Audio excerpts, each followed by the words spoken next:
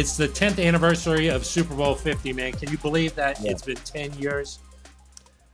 Just seeing how fast we were all texting and talking yesterday, man. Just how fast it's gone, and can't wait to see everybody and be able to hang out with everybody. And it's crazy how quick you think it would be, man. It's like just like yesterday, just Yeah. like it felt like we was just there yesterday. But just seeing everybody, of course, gonna miss DT and miss Ronnie.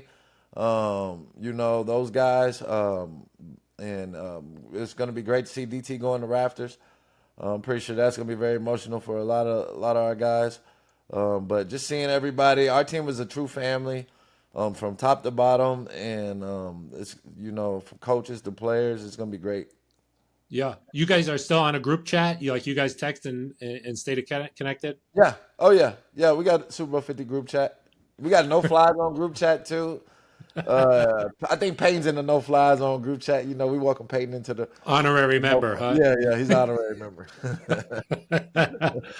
That's awesome. I love hearing that you guys are still tight, and really close together.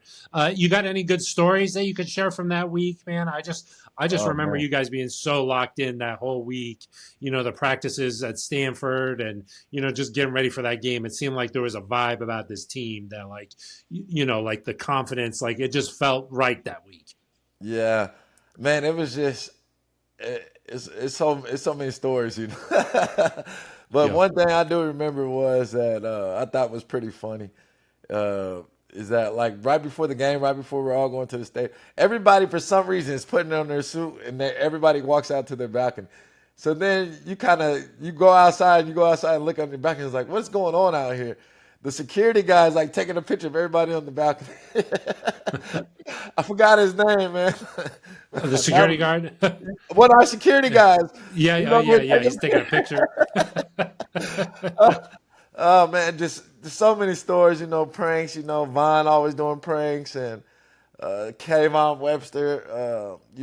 These. I mean, the whole team. Was just hilarious. I remember in the game. Keith just slamming the guy getting the penalty early. Yeah, Everybody did like he tell you he's going to do that? Because he kind of came out with his head on we all fire. we all knew that we call it like our 15 guys. We knew that we're gonna have guys come out and set the tone early, and that's kind of how we always did it all year long. So I wasn't one of those guys, but I did mine kind of in between the lines. I let them do the dirty work. Yeah, Keith definitely was always like that, man. He always played with that Malik, edge. Danny Trey, we had a full list of guys, that could come in and get it done. Set the tone, yeah. Yeah, we even let And, Shane come in off the bench and do it. and did you know, like, Vaughn had that game in him? Like, I remember talking to Akeem. He said, like, Vaughn was playing music in the locker room before going out there, and you just, like, he had, like, a different look in his eye. I mean, that whole playoff run, Vaughn was sort of on a different level there, but you have a feeling like maybe he was going to do Yeah. something special that day? Oh yeah, I mean, I felt like everybody was. It was just the whole week. We already knew we were going to win that game. Especially from practice. It was just everybody knew everything that was going on. We knew every single check. We knew every single look from the Panthers. I've literally watched I watched from preseason game all the way to the Super Bowl, so I seen everything that they did, and they never changed. They never changed, and they just added like a couple wrinkles to something to offense and like add emotion, but they were just never changed. They was like, hey, we got Cam Newton, we got these guys up front, and we're gonna just bulldoze you and we're gonna win. And that philosophy was really probably why we killed them so in the Super Bowl, is just because they gave us everything that we looked for and prepared for. They didn't change, so it was just they were a cocky bunch that believed that it didn't matter who they faced, they could dominate, and that wasn't going to work versus us. Yeah, and did you feel that, like, the life was slowly coming out of them as the game sort of continued to go on, because they had just been dominating teams all year long, but once they realized they were in trouble with you guys, like, like I remember that fumble late in the game where Cam didn't really reach for it. Like, Yeah. did you sense that from those guys?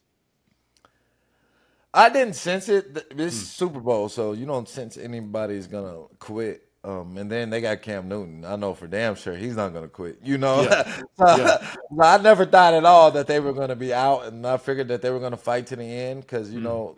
they got some dogs too still on their team too. I Yeah. know Luke Kinkley's not going to quit. Yeah. Norm Josh wasn't going to quit. Norman, those guys are going to keep fighting. Ted Ginn, all those guys. They had some dogs too. So I know the makeup of those guys. So never in my mind did I ever think they would Yeah. fall, And it give went up. down to the wire too, sort of, Yeah, like it was a one yeah, score game right down to the wire. So yeah. yeah.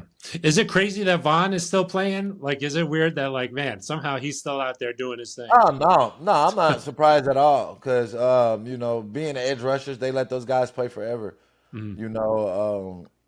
They if you look at the NFL track record, D ends and O linemen get to play a little bit longer. So if you can still pass rush and still have a chance to get back to the quarterback, they'll find a role for you. And even if it's just a pass rush situation, teams have those positions open. So you can see him playing a couple more years also.